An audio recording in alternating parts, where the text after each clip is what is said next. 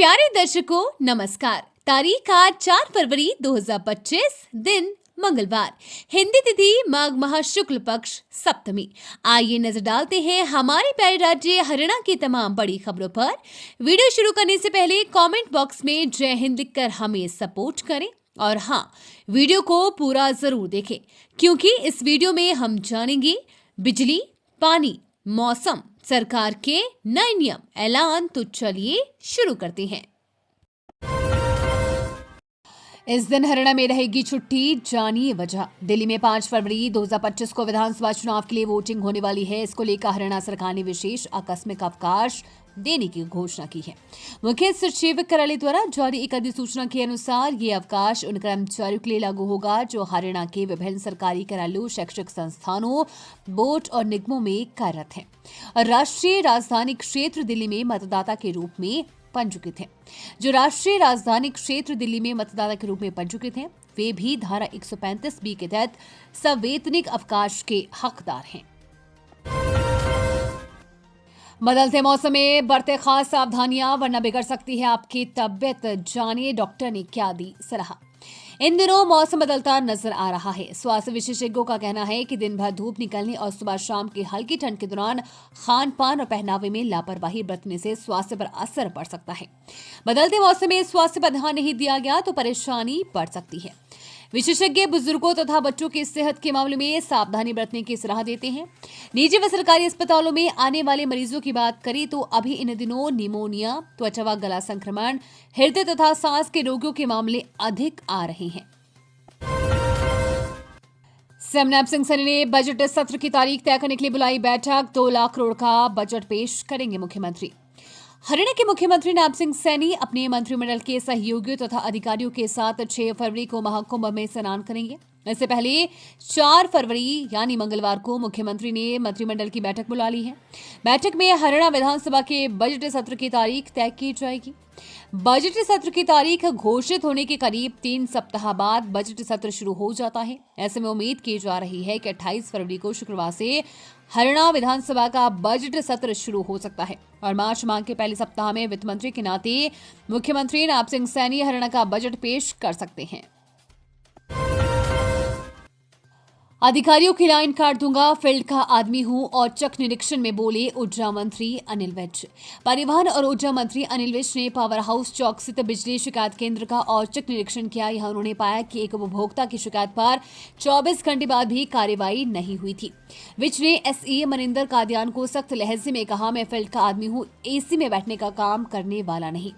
जिम्मेदारी अधिकारी के खिलाफ कार्रवाई करो, नहीं तो मैं लाइन काट दूंगा। इतना ही नहीं, 4 घंटे से अगर कोई शिकायत दूर नहीं होती तो जिम्मेदारी स्टाफ के खिलाफ कार्रवाई कर मुझे रिपोर्ट भेजी जाए।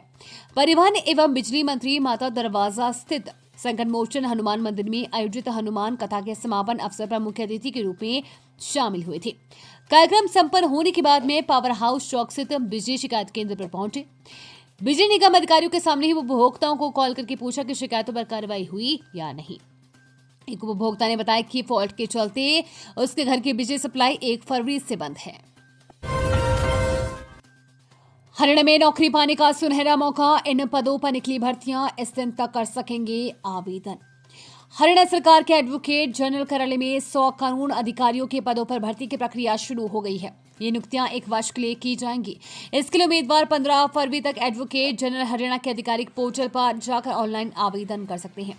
एडवोकेट जनरल कार्यालय में कुल 100 पदों पर भर्ती होगी, जिसमें 20 additional advocate general, 20 senior deputy advocate general, 30 deputy advocate general और 30 असिस्टेंट एडवोकेट जनरल के पद शामिल हैं। इस भर्ती के लिए कुछ आवश्यक योग्यता एवं अनुभव संबंधी शर्तें निर्धारित की गई हैं। हरियाणा में पहली क्लास में एडमिशन की आयु सीमा पर बड़ा फैसला, प्राइवेट और सरकारी स्कूलों को जारी ये निर्देश। हरियाणा में पहली कक्षा में बच्चों के एडमिशन को लेकर बड़ा अपडेट सामने आया है। हरियाणा शिक्षा निदेशालय ने सभी प्राइवेट और सरकारी स्कूलों को निर्देश दिए हैं कि अब पहली क्लास में 6 साल के बच्चे को ही एडमिशन मिलेगा।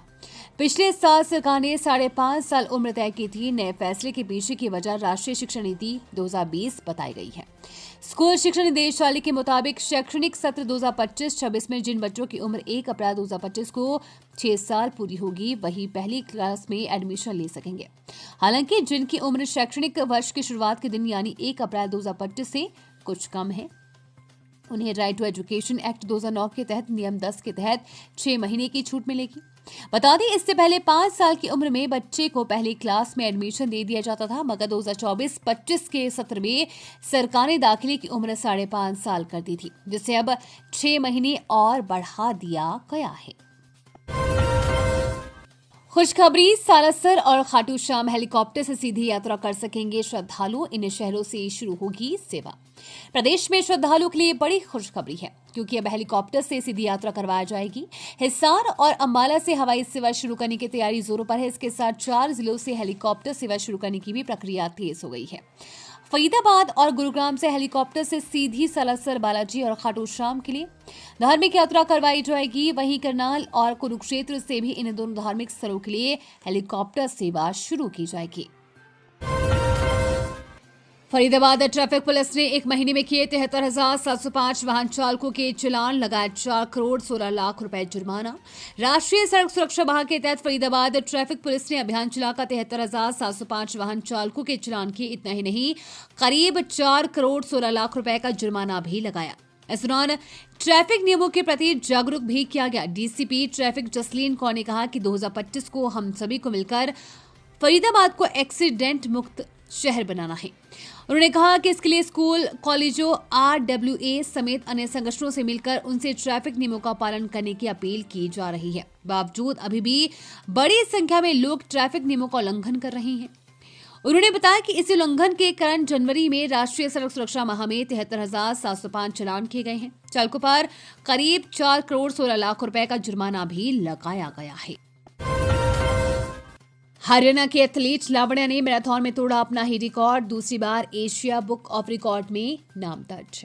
हरियाणा में मिनी क्यूबा व छोटी काशी के नाम से प्रसिद्ध भिवानी जिला के खिलाड़ी अब मुक्केबाजी ही नहीं बल्कि अन्य गेम्स में भी जिले का नाम रोशन किया है। इसी कड़ी में भिवानी की एथलीट लावण्या ने एक बार फिर से सबसे तेज हाफ मैराथन में अपने भाई व खुद का ही हाईएस्ट रिकॉर्ड तोड़ दिया। दूसरी बार एशिया बुक ऑफ रिकॉर्ड में नया नाम दर्ज कर खेल नगरी का नाम ऊंचा किया है कि महज 11 साल की एथलीट बेटी लावण्या ने खेल के क्षेत्र में नया कीर्तिमान स्थापित किया है। लावण्या ने एशिया की सबसे तेज हाफ मैराथन 21.1 किलोमीटर की नॉन स्टॉप दूरी फुटबॉल ग्राउंड में 2 घंटे 3 मिनट में तय कर एशिया बुक ऑफ रिकॉर्ड्स में अपना नाम दर्ज कराया है। वहीं इससे पहले भाई लावण्या व उसके भाई हार्दिक ने यह मैराथन 2 घंटे 4 मिनट 18 सेकंड में पूरी की थी, जिसके चलते इंडिया व एशिया बुक ऑफ रिकॉर्ड में नाम दर्ज किया था। लेकिन अब लावण्या ने ये दूरी 2 घंटे 3 मिनट में पूरी की है। अब नहीं होगी सोनीपत में कुत्तों की अवैध लड़ाई, पीटा इंडिया की शिकायत पर पुलिस ने लगाई रोक। सोनीपत के रोहत गांव खरखोदा तहसील में 27 जनवरी को रात 10 बजे कुत्तों की अवैध लड़ाई की सूचना मिलने पर पीटा इंडिया ने तुरंत पुलिस को सूचित किया। पुलिस ने तुरंत कार्रवाई करते हुए इस क्रूर घटना को होने से पहले रोक दिया।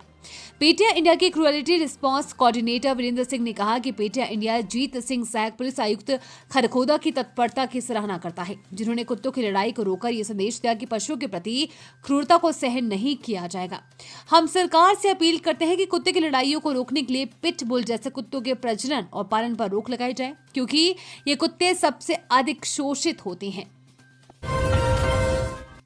चाइनीज मांझे से कटी बाइक पर बैठे युवक की गर्दन हेलमेट पहने होने के कारण बची चालक की जान।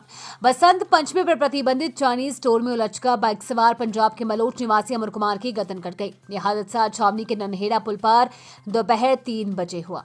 डोर में उलझने के कारण खून में लथपथ अमर को तुरंत उपचार के लिए छावनी नागरिक अस्पताल में दाखिल करवाया गया, जहां उसकी गर्दन पर 7 टांके आए, जबकि बाइक चला रहा नन्हेड़ा निवासी तरुण हेलमेट डाला होने के कारण बाल बच गया। हालांकि हेलमेट का शीशा न होने के कारण उसके भी चेहरे पर हल्की खरोंच आई है। ये थी आज की फटाफट खबरें। हम मिलेंगे अगले बुलेटिन में, तब तक के लिए धन्यवाद और जय हिंद।